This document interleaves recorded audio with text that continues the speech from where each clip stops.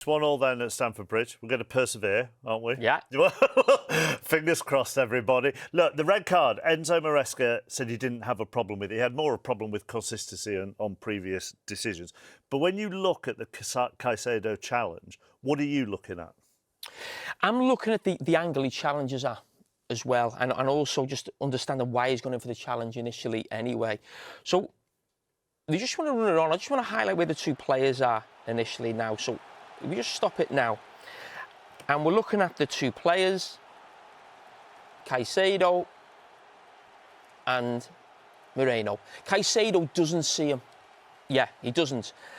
All he's focused on, really, is that. And rightly so.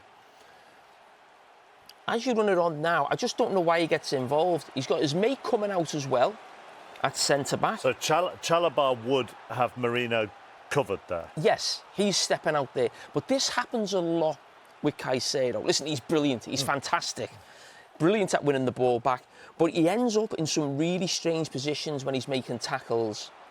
Now, he ends up with a situation now as he comes across. And I'm not just talking about the nature of the tackle, but he's actually now facing his own goal to make a tackle against Moreno. Now, forget the colours of the shirts. If we just put everybody in a black shirt, you'd think Caicedo's team were attacking that way. Yeah, he was, yeah.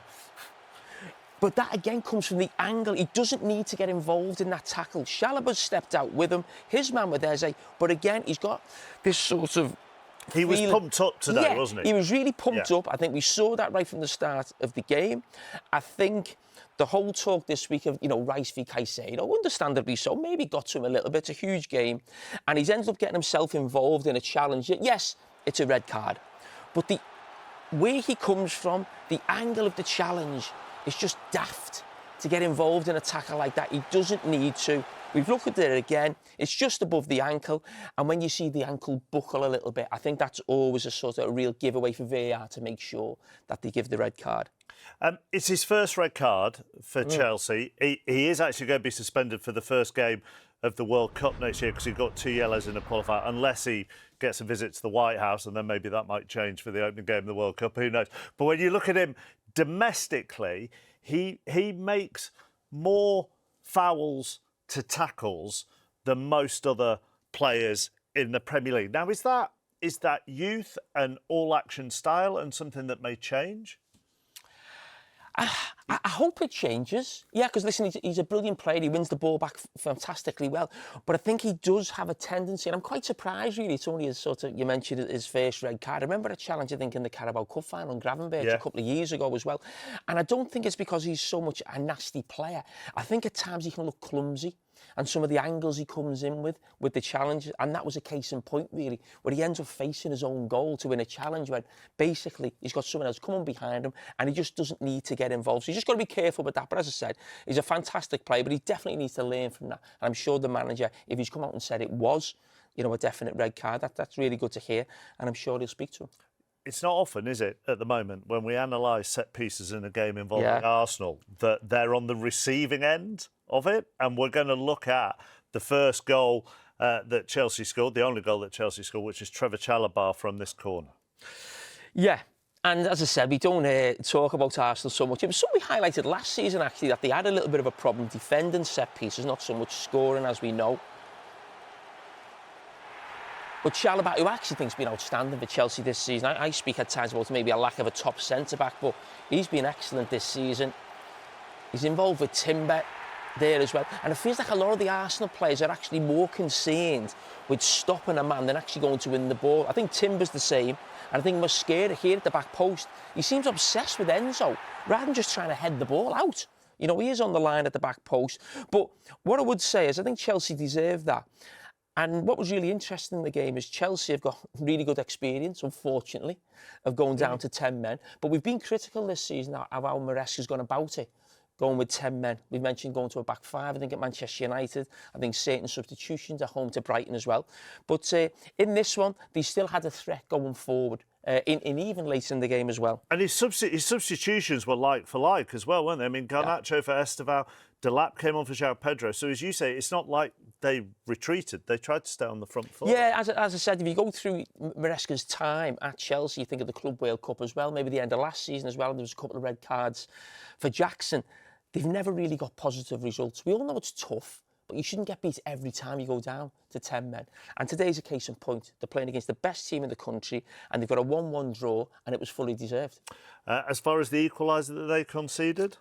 Yeah, I think he'll be disappointed with this, and the reason being why is, if you're going to lose a goal when the opposition have got the extra man, you want it to be for that reason, that they've got the extra man. And it wasn't really the case, because football is a numbers game. And when we look at the situation now, when the ball comes in the box eventually, you'd expect this, Arsenal to have decent possession, build up into the attacking third. But this is where it changes. And I just want to highlight this battle here. So what you've got is, you've got Fofana, Moreno. Yeah. Okay? So he's the goal scorer. Fofana's up against him now. I just want to roll it on very slowly. And as the ball comes to Saka, obviously we know does well with the ball, but if I just stop it now, yes, Arsenal have got an extra player, but Arsenal have got 6 players in this picture. Yeah. Chelsea have got 9, including the goalkeeper. So this has nothing to do with being Arsenal. overloaded, no, yeah. It's not. So I think when Maresca looks back at this and the Chelsea defenders look back at this, I think they'd be really disappointed to concede a goal in this situation, because what you end up getting is this. It worked. It worked. We got there. We got... But what you've got is a 3v3. Yeah. That's going to happen at 11v11. So I think he'd be disappointed that they've conceded this goal like this. But Saka, who just gets the better of Cucurella, which was something Yamal couldn't do in the week. But Moreno, listen, what a role he plays in this team. It's absolutely fantastic, isn't it, the role that he plays? A goal scorer, a box crasher, if you like. He's always in there with his head. Does really well.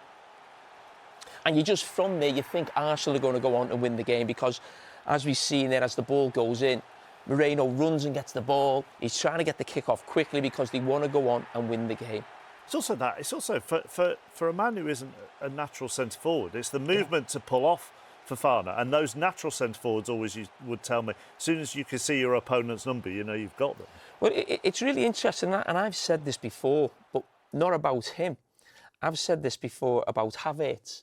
I actually have always thought if Havertz was fully fit, he'd be the centre forward in this team, maybe not Gyökeres. Gyökeres came on today and was probably disappointed he didn't get the winner. I think Timber took one right off his head at the end. It'd be really interesting how long it takes before Mikel Arteta puts him fully back into the team, or whether he sticks with Moreno in that position, because he's been absolutely outstanding with when Gyökeres has been out. I mean, they had a really interesting discussion in the studio after that, Theo and Daniel Sturridge, about whether that is Arsenal missing an opportunity. So on the one hand, they've got a point away in a London derby against a side who will be there or thereabouts, but they were down to 10 men. So which side of the fence would you fall on there? I wouldn't say Arsenal were sort of negative, and that's been something thrown at Mikel Arteta over the last few years when they've been going for the title. I mean, you look at the substitutions he made, you know, Miles Lewis-Skelly coming on at half-time. I know Calafiori was on a yellow card, but again, he's going into midfield. Odegaard comes on, Gyökeres comes on. They threw everything at it. But I just felt as the game was getting to sort of the last 5 or 6 minutes, Chelsea was still a threat. So as a manager, if they'd have lost that wouldn't have just been losing a point. Psychologically, to lose against 10 men in a London derby, I think would have been a big blow. You've seen the Arsenal players at the end of the game. They looked a little bit deflated, but it's not a bad point. And I think it's not so much about giving criticism to Arsenal for not going on to win the game. I think we should credit Chelsea, who thought were outstanding with 10 men.